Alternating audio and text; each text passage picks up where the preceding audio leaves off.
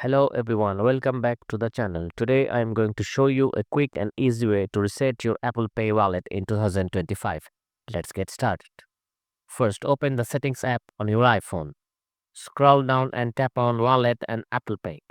Here you will find the Apple Cash section. Tap on it.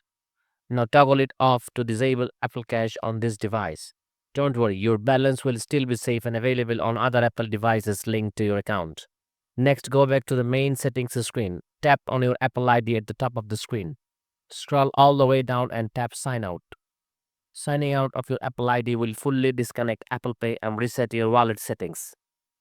And that is it. You have successfully reset your Apple Pay wallet. If you found this guide helpful, give the video a thumbs up and subscribe for more tech fixes and how-tos.